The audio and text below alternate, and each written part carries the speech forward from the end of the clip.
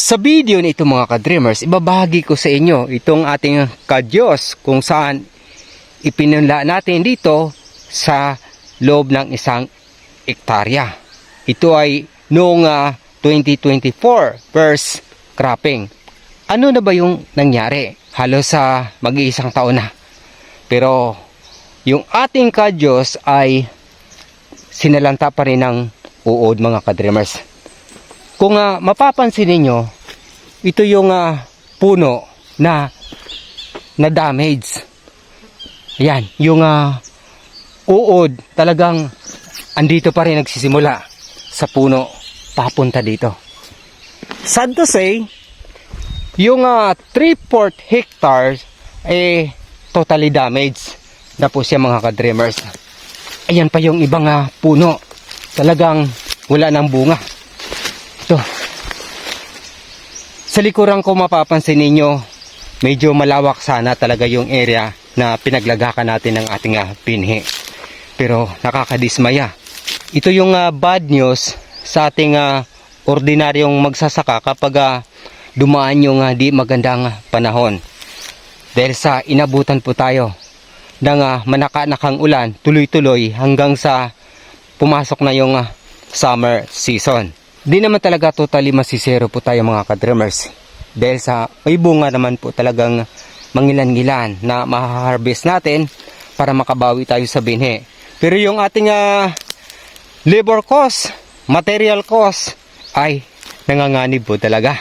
Pag-asa natin ngayon dito mga ka-dreamers itong 1/4 hectare na medyo late po siya ng 2 linggo mula doon sa first cropping. 1/4 hectares na ito mga ka-dreamers ay ipinunla natin ng katapusan ng May 2024.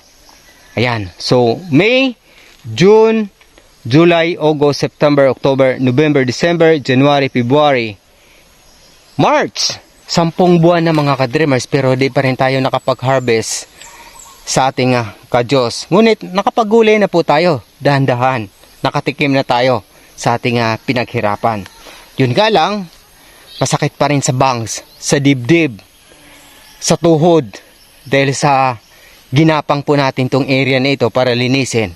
Ako mismo, talagang dito sub-sub ako rito para damuhan ito. Part na to, papunta dito sa kabila. At yung totally damaged naman, dun sa kabila na yan, talagang nakakadismaya. Ito yung pangunahing problema ng isang ordinaryong magsasaka kapag dinapuan tayo ng ganitong problema. Pero wag tayong mag-alala dahil sa mayroon tayong Department of Agriculture, DA, na tumutulong sa mga ordinaryong magsasaka. Ang gagawin lang natin, iparehistro natin yung ating mga punla. Minimum of 3/4 hectares, mari po tayong matulungan ng ating pamahalaan para makarecover sa ating ginastos at binhi mga ka-dreamers. Salamat sa Diyos dahil sa kahit papaano di tayo pinabayaan ng ating pamahalaan.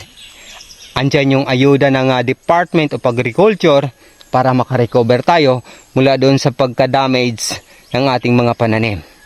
Praise God. Ayan. Kaya wag po kayong mawalan ng pag-asa dahil sa katuwang po natin sa ating pagsusumikap yung Department of Agriculture. Di tulad nung unang panahon na talagang solo natin. Nahihirapan tayo. Kapag nadismaya tayo, talagang gusto na lang natin, wag nang magsaka. Pero ngayon, andito, may Department of Agriculture tayo na tutulong sa atin, aayuda kapag dinaanan tayo ng dilubyo or damage sa ating mga pananim. Shoutout po sa Department of Agriculture dyan sa Salug, Zamboanga del Norte kung saan natulungan din po tayo sa ating mais at kamote crops nung nakarang taon, first cropping. At ngayon, ito naman yung ating kadyos. Yan, sana magkakaroon din po tayo ng ayuda sa inarap, pati yung ating bisol na naparehistro po natin para matulungan tayo ng ating Department of Agriculture. Yan. Thank you Lord. Kahit papano, Yung 1/4 hectares na ito mga ka-dreamers, ito yung natitirang pag-asa na panghahawakan natin na makarecover tayo. Kahit maliit na bagay, ang mahalaga, di tayo pinabayaan ng Diyos. Yung pag-asa, tulad nito mga ka-dreamers, yung maliit na bulaklak na ito ng ka-Diyos, ito yung tanda na may liwanag, may pag-asa sa hinaharap. Siyang magiging bunga sa hinaharap. Tulad ng ating mga pangarap sa buhay. Naway mga tupad.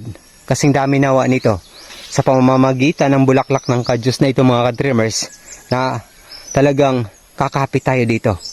Na siyang magiging bunga ng ating pagsusumikap sa hinaharap.